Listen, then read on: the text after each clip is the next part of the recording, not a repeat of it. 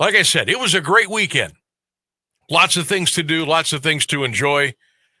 But if you're a baseball fan in these neck of the woods, our baseball team is on a 10-game losing streak, and now they're going to Houston to battle the Astros the next 3 days. To help us make a little sense about this and the landscape of MLB, maybe a little all-star roster talk as well. Let's bring him in.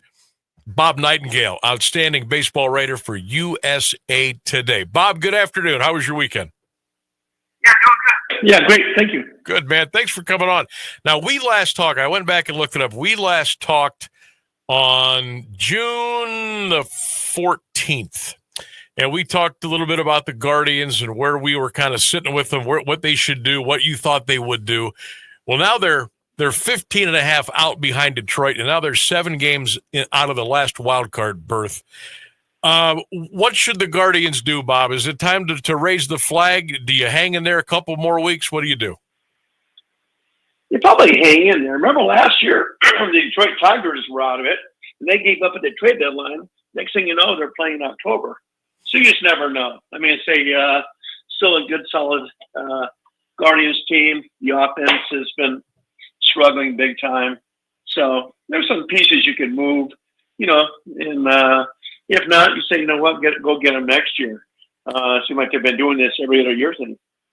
It's a shame, Bob, because their pitching has been absolutely phenomenal.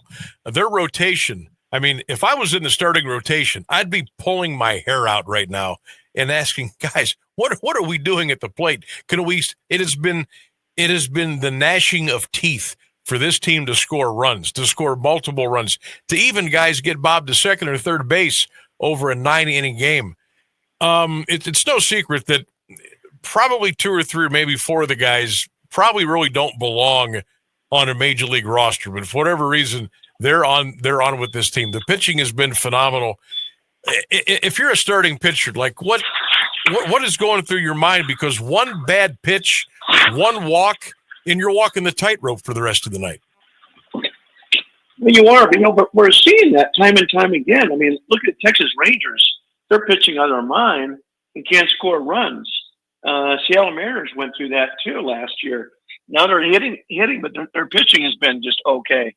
So, yeah, it's kind of the way of the world. It seems like nobody has an offense. Here's the Pirates just got shut out 3 straight games in Seattle. I know. We're not the only spot, but man, for a team that went to the ALCS a year ago and to where the Guardians are now, it's been really, really tough.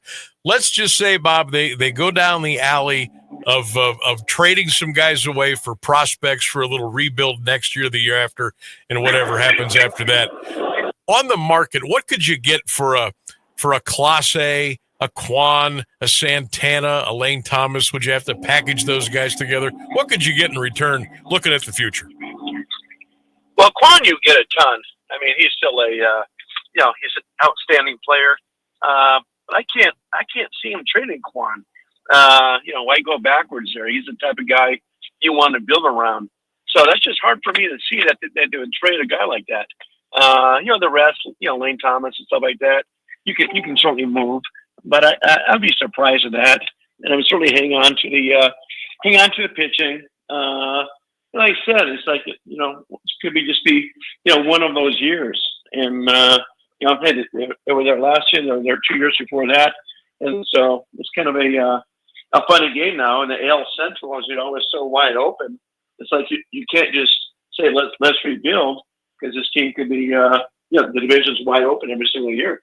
Bob Nightengale is our guest, outstanding baseball writer, longtime baseball writer for USA Today Sports. Check him out on X and all of your social media platforms. The reason I brought up Quan, Bob, is it sounds like his camp has told or is going to tell Cleveland, we're not interested in signing a long-term deal. They've been asking about a little bit of a hometown discount like they got from Hosey. His camp is not interested. And that's why I kind of bring his name up. Do you try to move him now and get the max for him, or do you let this play out and you throw a Hail Mary at the end? Well, you certainly let teams know, hey, to bill him at the right price.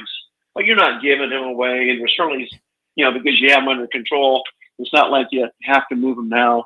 So you can say, okay, let's see if we get what we get now. We don't have to move him. We can always revisit it this winter if he, let's see if he really wants out or doesn't want to sign a long-term contract.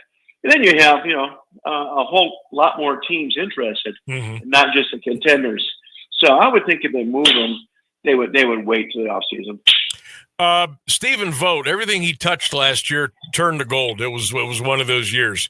He's had a rough go this year. Now, I will say that you're only able to cook with the ingredients that you're given. What is your thought on how Stephen Vogt's done this year? Yeah, you're right. I mean, I think what's going on this year, you expect it to happen last year in a growing pains, growing pains. So you're not going to, turn into Terry Francona overnight, something like that.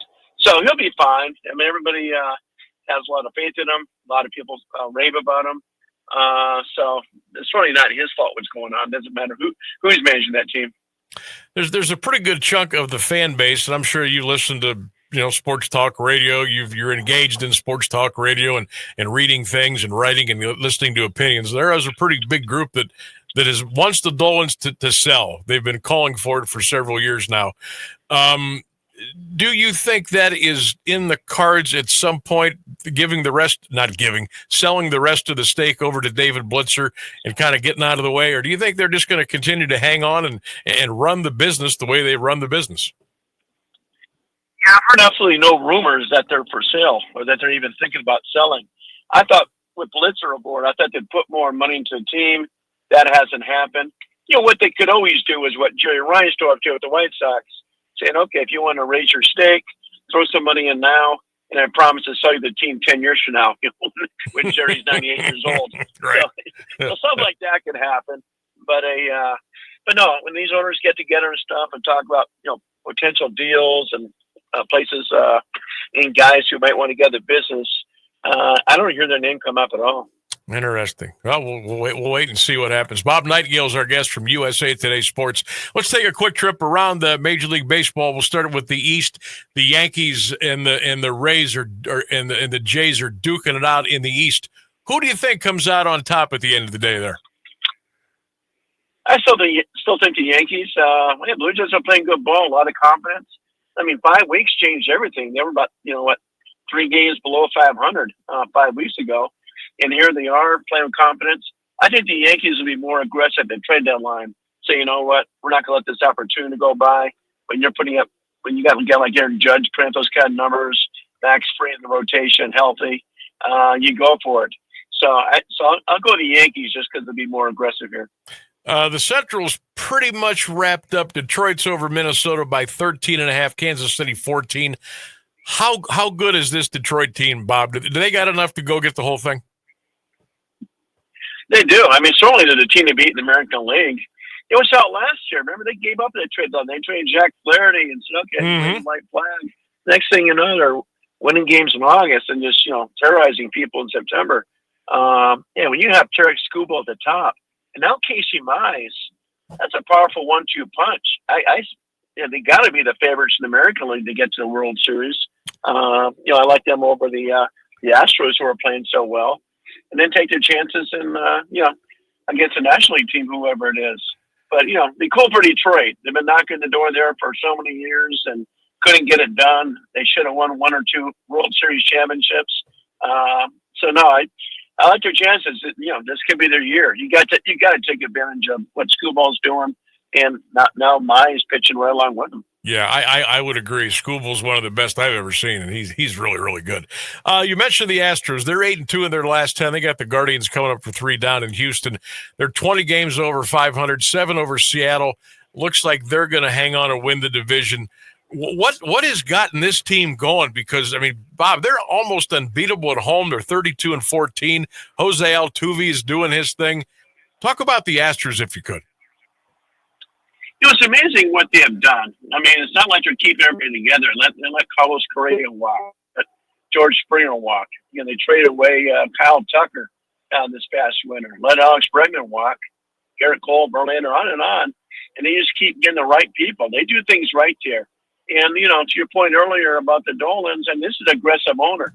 You talk to Jim Crane, he doesn't want a losing record, or rebuild under his watch. Certainly they did the tanking thing for a few years there, but I think, both themselves a juggernaut. I mean, they can go down as a dynasty for sure.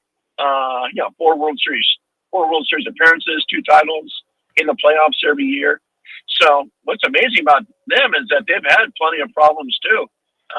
Jordan Alvarez, their best player, when the top, 3 or 4 sluggers in the game, hasn't played since May, and they're still doing this. So, just kudos to the whole operation. It's amazing. Bob Nightengale, our guest, USA. A couple more, and we'll let you go, Bob. We appreciate everything. Phillies, Mets in the East. Who ends up winning that division, do you think? I go Phillies. You look at that rotation. I mean, that's a rotation that can win it all. When you have, Zach Wheeler there and Aaron Nola, Ranger Suarez, Christopher Sanchez, that's a top 4. It kind of reminds you of those Tiger teams back in the day, with Verlander and Scherzer and Porcello. That good rotation. Granted, the bullpen's kind of a mess.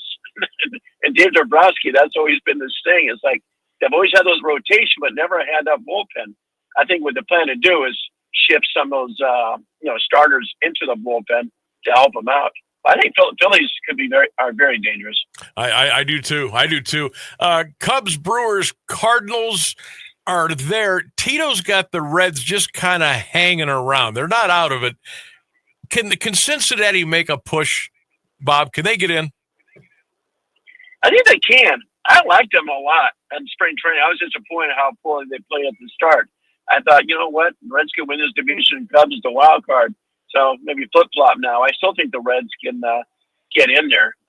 They did survive without Hunter Green, and Green was pitching phenomenal there for a while.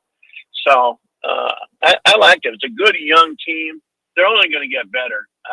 They will be in the playoffs certainly in the next couple of years under Francona. But I don't see why not.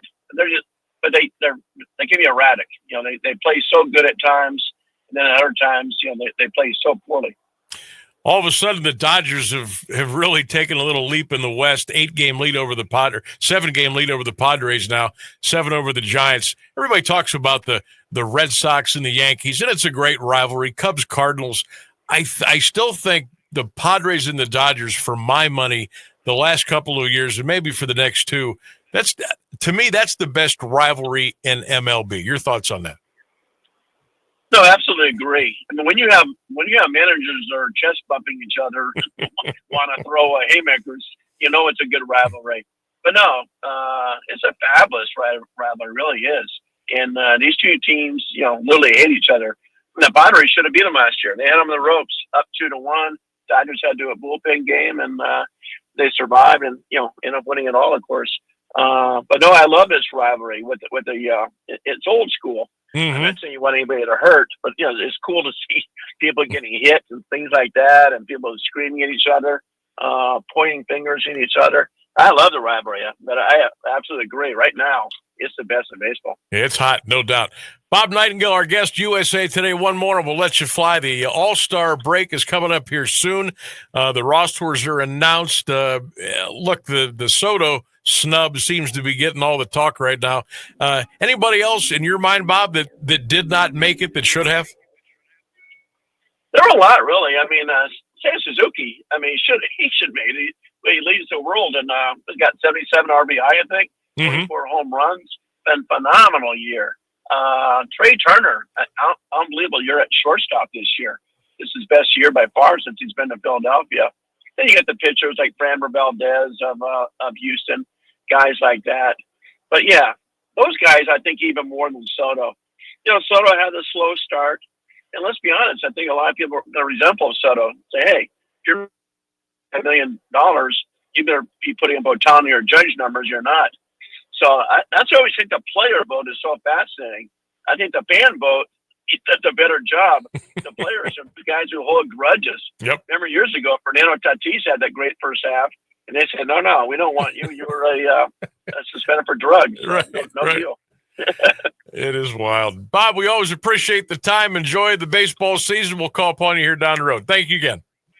All right, my pleasure. Thank you. You got it. Bob Nightengale does a great job for USA Today Sports. Great baseball writer. You can check him out on X, Facebook, Instagram. He is all over all of your social media platform.